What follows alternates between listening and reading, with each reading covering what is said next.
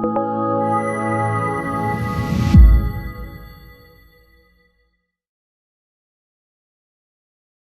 guys, so basically today's really simple, so it doesn't actually take a lot of time to cover this. So food sensitivities and basically busting through plateaus you can't really explain. So everybody usually has a client that says, yep, I'm doing everything you say, following my macros, hitting my macros, training hard, I feel like crap, like I just generally feel like shit. And they haven't been progressing for 2 or 3 weeks. They've been noticing some discomfort, whatever, whether it's a runny nose or they're just, bloated or whatever. Okay, but they're doing everything right. Okay, or they're lying. But let's assume that they're doing it right. Enough people will lie to you. But they could be doing everything right, but because there is a sensitivity or an allergy or an intolerance, and they're different things, that will derail your progress. Okay, and I'll go into why and what to do about it, and whether you need testing or not, because most of the time you don't need to drop $300 on the test. Okay, so this is basically why some people can't really blast through a plateau, and it's more common than you think. But first of all, we should probably define the difference between an allergy, sensitivity, and intolerance, because they're very different things. They have similarities, but they mean different things. Okay, so an allergy, you see this a lot in kids and in younger people, but it can carry on as much more too. It's an immune reaction, okay, to food. So when somebody gets stung by a bee, they have an immune reaction to that, the swelling and stuff like that. Your body essentially thinks the food is foreign, so you can get things like hives, tingles, diarrhea, nausea, swelling. Some people will swell up like their tongue, if they eat peanuts, or even soy sauce. Some people just get destroyed. Tony Parra, he's a strength coach in the Dominican Republic. I was living there for a year. If he had gluten of any kind, didn't matter if it was wheat or whatever, within about 3 minutes of eating it, he'd be on the toilet for the entire night, just dying. So some people, their body hates it. It's just an allergy to them. Okay, so that's a big one, and you basically know right away that something's wrong. But the sensitivities and intolerances are a little bit more underlined. So sensitivity usually involves your digestive tract and your immune system. So basically, you can eat small amounts of this food without an immediate reaction. So it's not noticeable. You don't have a lot of symptoms when you eat it. But if you constantly expose your body to that food, it becomes a chronic exposure. And so that causes inflammation. So when your body doesn't like something, right, it'll become inflamed, and that's its protective mechanism. But inflammation, basically, when that goes up, your immune system gets compromised, and that, in turn, leads to different symptoms. I'll go through a bunch of different common symptoms in a second. But when that happens, when these symptoms happen, and when the immune system is compromised, fat loss will stall. Your body doesn't want to let go of inflamed fat cells, because your fat cells are one of the first places that actually become inflamed. And so, just like when your fat cells are dehydrated, they become less porous, so they don't actually want to release free fatty acids into the body for energy. So your body will turn to other sources of fuel for energy that are easier to come by, like amino acids, protein, and muscle. Okay, so this is why some people can get super run down, and they'll actually start to lose muscle instead of fat. It's because your fat cells are actually inflamed, so the cell membranes are not as pliable. Okay, to make it really simple. So an intolerance really is just your body's unable to break it down. It can't physically break it down, absorb it, assimilate that food. And this also includes food additives and preservatives and stuff. Okay, so it's not just like a piece of bread or peanuts. It could be anything. It could be aspartame. It could be any preservative out there. Okay, even sugar. All right, so common stuff that you'll see with your clients and anybody, or even in yourselves, like 60 to 80% of the population has some sort of underlying sensitivity. Okay, it's really, really common.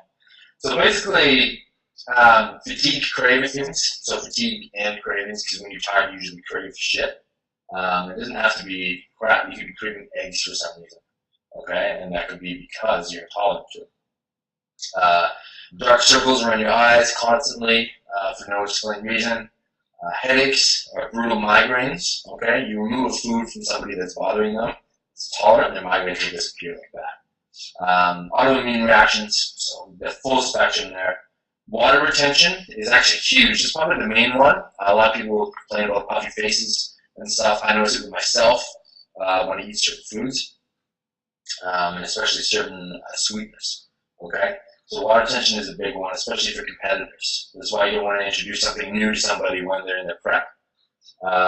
Indigestion is probably the most common one, bloating, and just general bowel discomfort.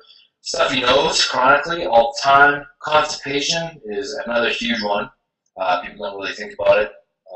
If you have your water intake taken care of, you have your fiber intake taken care of, but you're still just backed up, it's probably something you need. Okay. Muscle aches and joint pain too. It can just be a food, really. And mood swings. So mood swings are big. They're yeah, I've had some interesting stuff go on with clients when I worked in Toronto, so that's a big one.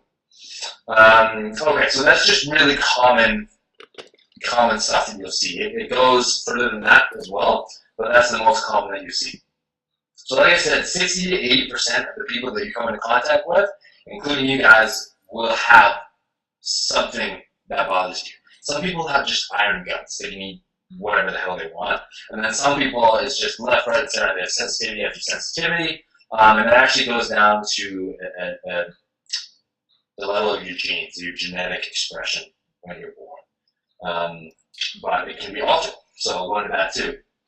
So the most common way to develop one of these is basically eating the same foods every single day over and over and over and over and over again. So really common among competitors. So guys that just eat the same thing day in and day out. It works. But honestly, it works. It's the best way to do it. But you just have to be conscious of something that could be actually hindering you when you do it. And clients as well. To stay consistent, you want them to sort of eat similar foods every day.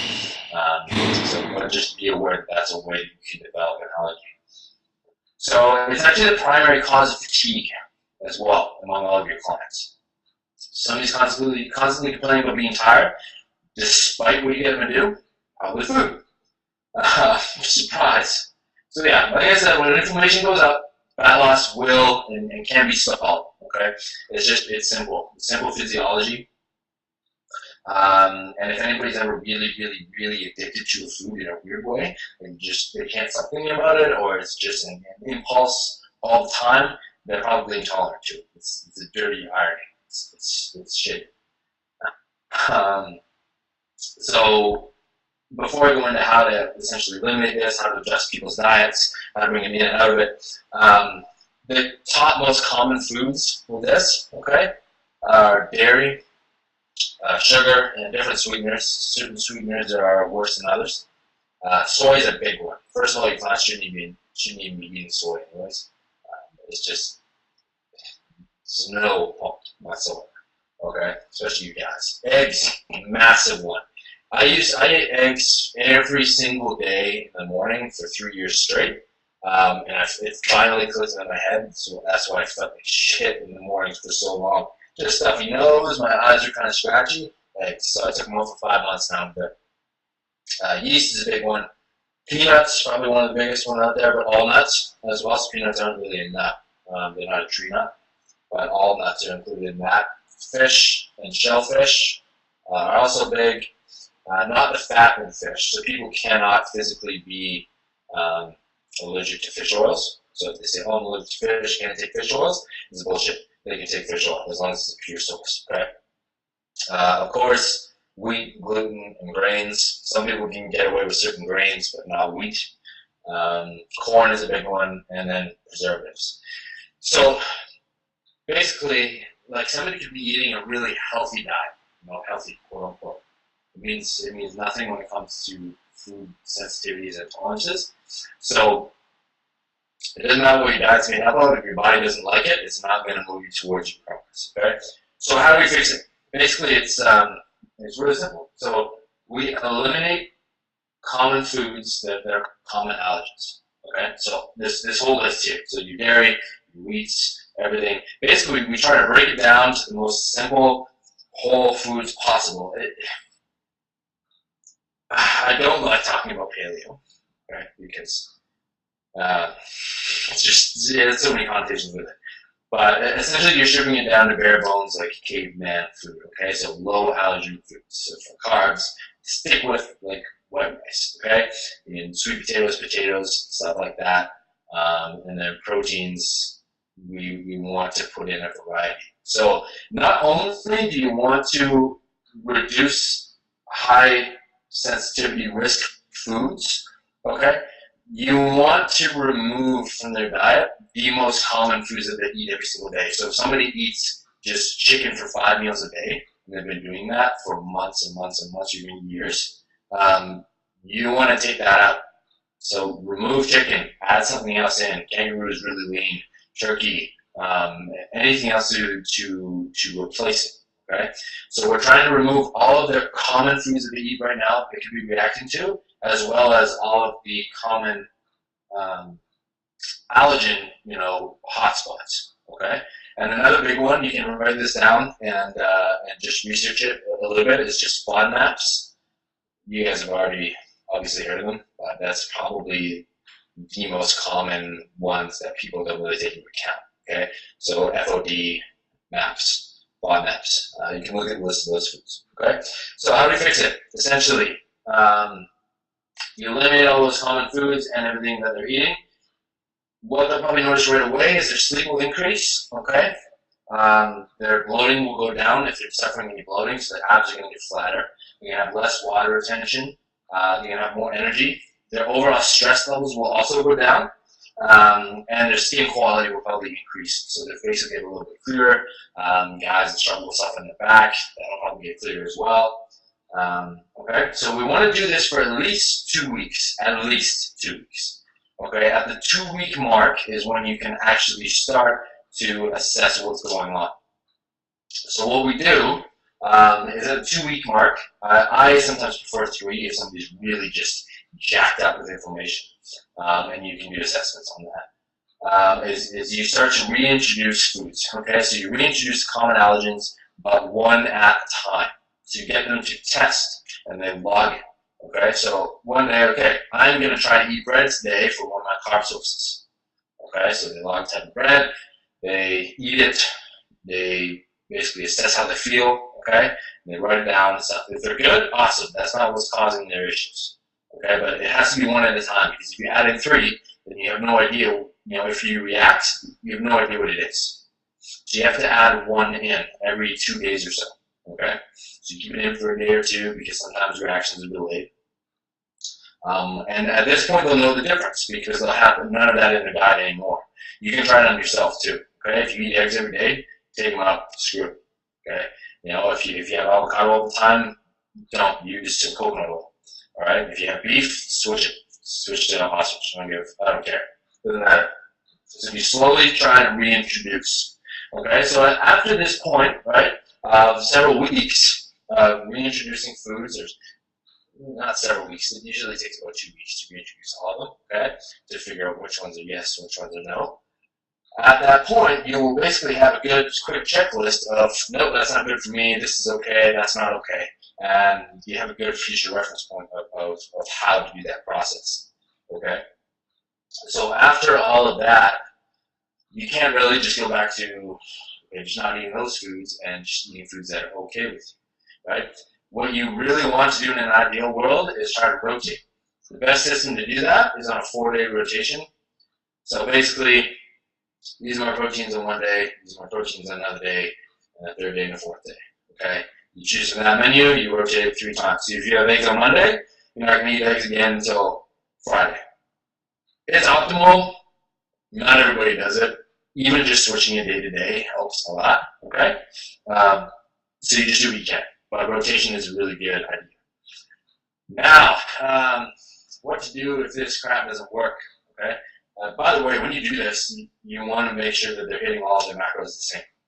Okay, because if you take out food, then obviously that can increase results somehow, even if they are inflamed. So what we want to do is get results without actually cutting any calories. Okay, so if you take something out, you have to put it back in equal amounts. So this is why they track everything on MyFitnessPal and stuff like that. So keep calories the same, and this is one place where the rule of thermodynamics is shit. Because if you're inflamed, chronically inflamed, and your body hates you essentially, and your fat cells are locked up, you're not going to lose fat at the same rate or even at all as if you were a finely tuned machine. So same calories, one guy's getting way more results than the other, okay? Because he's a high performance machine. Now, if that doesn't work, if you've done everything right, but it doesn't work, you don't know what to do, that's when you introduce food testing, okay? There's a few different options. A less specific option, but super cheap, is actually taking your heart rate before a meal and immediately after a meal. A lot of times, if you're intolerant to food, your heart rate will go up noticeably in the 20 minutes past the meal. Okay, that's the low budget version of doing it. If you do want to get somebody tested, it is called an IgE food allergy test. Okay, so there's a lot of different tests out there, but you don't want, you essentially don't want to measure the immune reactions because somebody's allergic, they're going to know. Okay, so it's an IgE food allergen test. Super easy to hook up. I don't know what the process is here in Australia, but it should be pretty easy. You can go into your doctor, you can go into, you can ask in a pharmacy. Doesn't matter. Okay. So does that make sense? So there's a difference between allergens, sensitivities, and intolerances. Sensitivities and intolerances are what you see a lot in your clients. Okay. The most common things you'll see in your clients: fatigue, dark circles, headaches, immune reaction, water retention, biggest one, indigestion, another big one, nasal congestion, constipation, mood swings, crap like that. Crap that people complain about all the time. They're like, why do I feel like crap all the time? Okay, it's just why. It's the food that they eat. Excuse me. So yeah, and 60-80% of people have this. Okay, so this is just a process that you're gonna have to use, and that's that. So what I coach a lot of bikini competitors. When they first come to me, the first thing I do with them is like, okay, so you're bloated. You're playing because you're bloated. You're not regular. Okay, so you're going on an elimination diet. So I put them on a regimen for 2 to 3 weeks, and we get it going without even changing the calories at all, because you have to keep it the same in order to really assess. They will drop 2 to 3% body fat in a matter of 4 or 5 weeks. Okay, it just works. It just works. Your body is able to release it. All right. So to review again, just dairy, sugar, soy, eggs, yeast, fish, wheat, gluten, grains, corn, and preservatives. So just the really stuff that isn't necessary in your diet, just take it out. Okay. So I hope that makes sense. I'm not sure what else you guys wanted me to cover, but it's pretty straightforward and simple concept and simple topic. If you have any questions on this, actually just chuck it in one of the groups. I don't care. I see it all. I'm an admin in a few of them. I'm joined in all the groups. So if you have any questions, just post it in there, and I can either just shoot you research or just answer your question directly. And yeah, we can go from there. I'm gonna go smash a back workout. It's a pre-workout and go. So I hope that makes sense, guys. Food sensitivities and intolerances, and how to fix it for your clients while keeping their macros the same. Okay, so I'm just gonna close this up now.